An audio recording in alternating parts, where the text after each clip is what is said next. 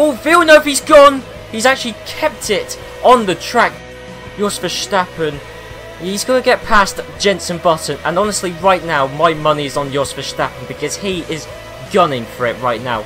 In fact, this could be Jos Verstappen about to take the lead from Fernando Alonso, heading towards the Castrol S. Of course, he's now got the inside line for the second part of it. And yep, Alonso, he's been forced out onto the grass. Didn't I say that Villeneuve was the quickest guy who was even close to scoring a point? Well, in fact, he's just the quickest guy, full stop, setting the fastest lap. And Heifeld is one of 3 drivers who is still yet to score points. I think Villeneuve's alongside him. I think that's why Verstappen has placed himself in the middle of the track to give himself the best opportunity at retaining the lead, but I don't think that's going to happen. And there you go, that is the crucial move. Jacques Villeneuve has taken the lead of the European Grand Prix. Ralf Schumacher has just shown Coulthard how it's done. Ralf Schumacher up into 6th place, and the BAR is quick. Panis is a good driver and the BAR is an extremely quick car, but even it, I don't think, can quite contend with the Williams. The fact is Heifeld is going to score his first points of the season this Grand Prix, so that'll be brilliant for him. But coming round the Coca-Cola corner, the last corner, Jacques Villeneuve, he is going to win the 2001 European Grand Prix. Right then guys, it's PSL here, and I'm here for part 10 in my Formula 1 2001 Reverse Grid Race Series, and we're here for the French Grand Prix. And looking at the grid, Tarso Marquez is starting from pole position with Fernando Alonso in 2nd, so it's an all Minardi front row. Alonso is half a second quicker than Marquez in qualifying.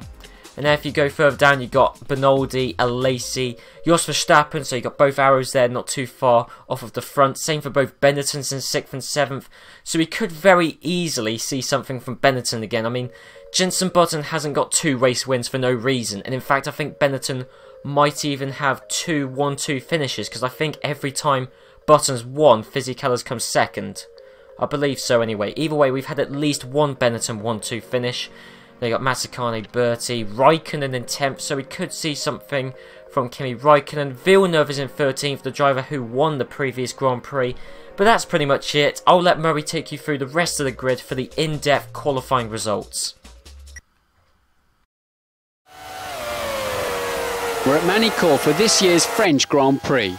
71 laps is the projected race distance, and this 4.2 kilometre circuit should provide some great racing. In 2nd position, we see Alonso. In 3rd, Benoldi. And it's 4th position for Jean Alesi. In 5th, Jos Verstappen. In 6th position, Jenson Button. Giancarlo Fisichella is on row 4 and in 7th position. 8th, we see Gaston Mazzacane. Luciano Berti in 9th. It's 10th place for Kimi Raikkonen. 11th for Eddie Irvine.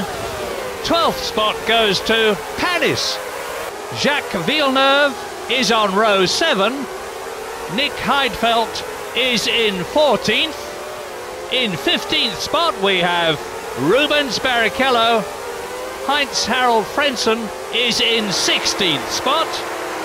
Juan Pablo Montoya in 17th. 18th for Jarno Trulli. Mika Häkkinen 19th. 20th is David Coulthard. Onto the back of the grid now, and in 21st place we have Michael Schumacher, and last on the... Okay, well thank you Murray. So we got both Minardis on the front row, Benoldi and Alesi on the 2nd row, and the 2001 French Grand Prix is underway. So nothing to choose between both Minardi drivers. Benoldi though, he's got off to a pretty rocket ship start, and in fact actually Alonso's start seems to be better than Marquez, going around the long right-hander Estoril corner. Marquez is still leading the French Grand Prix though. So we got Alonso in 2nd, Benoldi 3rd, although it looks like there's Jean Alesi, who is side by side with Benoldi. There's not really a great deal to separate them, and in fact actually Jenson Button is already pressurising the Prost driver of Jean Alesi and heading towards the Adelaide hairpin. and potentially... In fact, Jenson Button, he's got up into 3rd place already. So it's Marquez from Alonso, from Button, and from a Lacey, but Fisichella is already there. So we could see, assuming... In fact, actually, Jenson Button, he's got past Fernando Alonso already. Magny Cours, I would not have said is a track where overtakes are especially easy to get made, but Button, he's made up several places already. All he's got to do is get past Tarso Marquez, and he's home and dry. I mean, Jenson Button, the championship leader, I was expecting at some point Button's form to dip and someone to, you know, really charge for the Drivers' Championship, but no one else is really stepping up to the plate at the moment, really. I mean, Marquez is away off in the championship.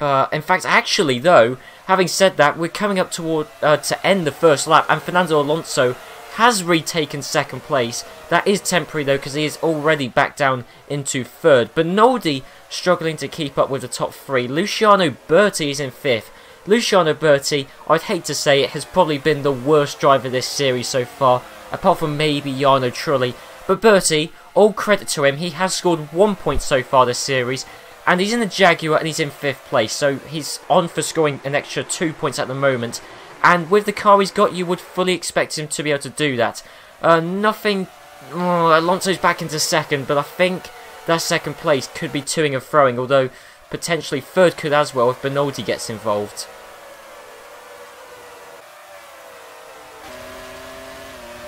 Oh, and here we go, looking from the back of Bertie's car. He had to worry about Fisichella, he also had to worry about Villeneuve, and as we can see, Villeneuve, he's heading up towards the tight Adelaide hairpin, and I think he's got the move done and dusted. Jacques Villeneuve, he won the previous Grand Prix. Pretty much every race he has been up there. He has been one of the more quicker drivers, the more aggressive drivers. He's been one of the best overtakers, and he's proving that because once again, he's made an overtake relatively easily and quickly, and he's up into 5th place. And I think also Fisichella getting past Bertie means that Bertie, for the time being, is out of the points, but of course, we've still got a lot of laps left to go. Martin Brundle seemed to think the race distance was 71 laps. He is not right there. It's actually 17 laps. Of course, if we were doing a full race distance, that would be the case, but... Jenson Button's in the lead. When did he do that? Last time I saw, he was still dicing for 2nd position with Alonso.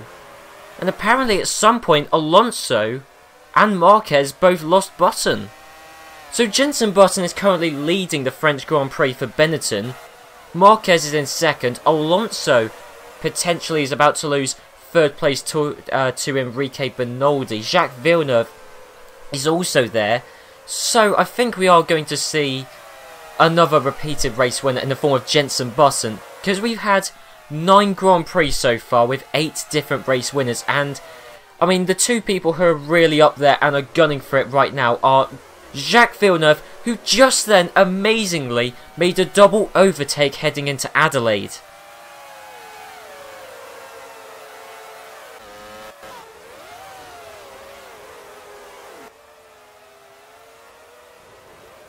And that's it.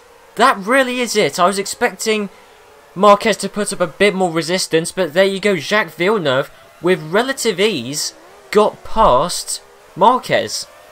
And as I said it before, I'll say it again, I was not expecting Magny Cours to be one of the tracks which saw an abundance of overtakes, but seemingly Jacques Villeneuve and Jenson Button both got by easily. So the race win, I imagine, is going to go down between these two, so we're going to have a repeated race winner, regardless of whether it's Button or Jacques Villeneuve. What's the distance like? I mean, Button is just heading up towards Adelaide. Villeneuve, he can see Button. It's kind of a case of how quickly he'll be catching up, because he will be catching up. There's still a lot of laps left to go, and I'm expecting Villeneuve to, at the very least, be challenging for the race win.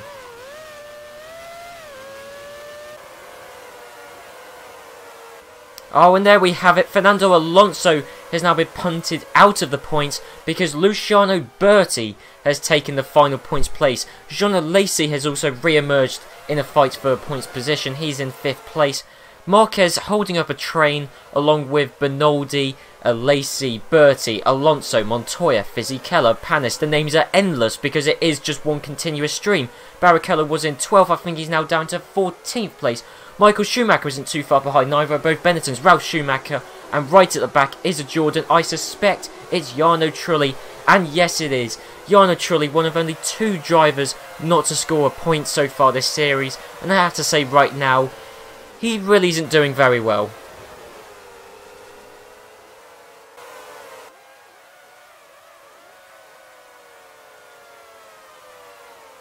And there we have it, the inside line around Adelaide, and Luciano Berti has taken 5th place from Jean Alesi at his home Grand Prix. There's also Fernando Alonso who's fighting back on Jean Alesi, and this is something I wasn't expecting to see. Forward movement from a Minardi driver. Look at that dive bomb from Fernando Alonso. A fantastic move. He's overtaken both Jaguar drivers and Jean Alesi. That's brilliant stuff from the future world champion.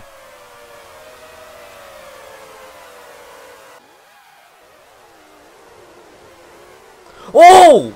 There's been a crash between Olivier Panis and Eddie Irvine. Oh my word, well there you have it. So, a crash between those two. They were both attempting to make moves to move up towards the points positions. Irvine seems to have come out of that pretty unscathed. He's still in 8th place, although, yeah, he's now significantly closer to the Williams of Juan Pablo Montoya. Olivier Panis, he's only down into 12th. I don't think there's any damage for either of these drivers.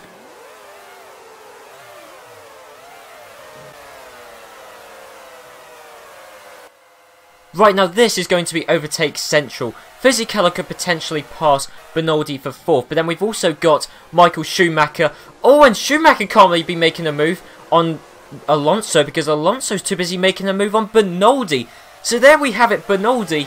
He was rock steady in 4th place. Well, he's now soon to be out of the points. Michael Schumacher's in 5th. This is the first time we've seen Michael Schumacher up fighting for points, I think, since the Spanish Grand Prix. That was 5 races ago. Michael Schumacher, the first time he's really making an impact. And there we have it. He's up into 4th place. And in true Michael Schumacher fashion, he's going to get past Marquez with relative ease. And then he's going to be in for a comfortable podium finish. It's amazing. Michael Schumacher, always up, well, okay, he's not always up there, but he is extremely quick. He can make overtakes in rapid succession, yet he still hasn't won a Grand Prix. And in fact, both Minardis are tag teaming on Michael Schumacher. And I think Fernando Alonso has passed Marquez, once again proving that Alonso is the better Minardi driver. But for 1 second, I do not want to say that Marquez has been bad, because my word, many races, many performances, Marquez has been certainly decent. I mean, let me put it that way. I mean, he's won a Grand Prix. Sure, it was at Monaco, but it was definitely deserved. Michael Schumacher in 5th. I'm expecting him to be in 4th anytime soon, although in fact he might not be able to do that because Juan Pablo Montoya is going to give Schumacher a taste of his own medicine. And once again, it's just coming back to that point I made earlier. A lot of action, but no real lasting impact. Because Montoya and Schumacher, yes, they're making their way up the field, but they keep changing positions all of the time. There you have it. A few seconds later, Schumacher, he's back past Montoya.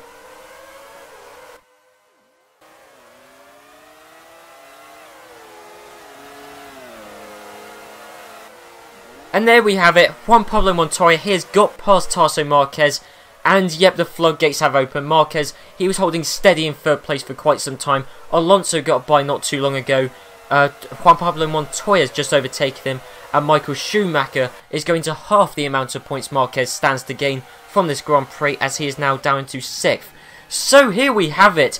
An epic battle between a Ferrari driver and a Williams driver. This is brilliant. I mean, I love the reverse grid race series because it gives, you know, top teams and lower teams a chance to battle each other, or, you know, the lower teams to be fighting for points. But it's nice, it's quite actually refreshing to see a battle between two of the juggernaut teams of the era, Michael Schumacher in a Ferrari and Juan Pablo Montoya in a Williams. Yeah, look at the speed Michael Schumacher is gaining, even on the Williams of Juan Pablo Montoya. He's going to dive it up the inside on Montoya and also on Fernando Alonso. I expected that was going to be the move that someone finally got past Fernando Alonso for 3rd place. And there we have it, Michael Schumacher. He's got past Alonso. Montoya, I'm sure, without the distraction of Michael Schumacher, will be able to get past Fernando Alonso relatively quickly. So, there's Schumacher in third. Villeneuve though, I mean I said Villeneuve would definitely at least catch up to Button, but I think when it comes down to it, the BAR and Benetton are actually quite tightly matched. But then again, I mean, it's quite weird the top half of the field, because Benetton seem to be closely matched to BAR, but if you put a BAR in a straight fight with a Ferrari, they're tightly matched, as we saw in Spain.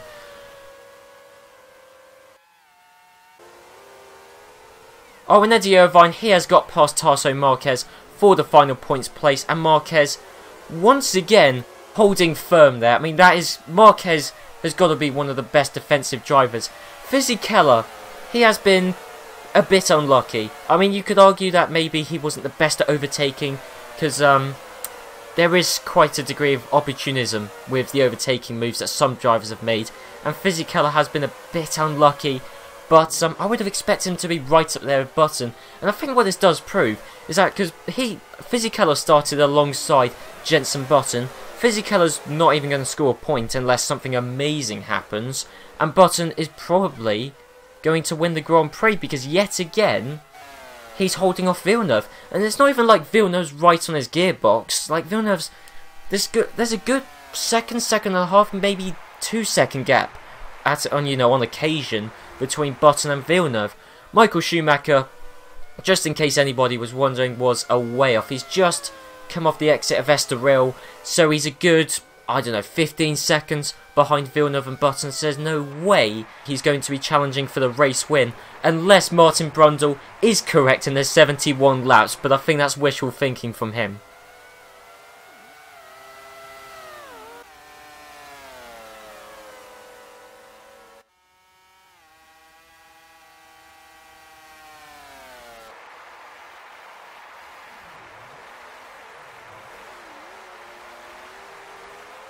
Well, as we just saw there, the lap times don't lie. I've just worked out this is the final lap because, I mean, the game hasn't told us, good old FOM, but just because there's no race position graphics coming up.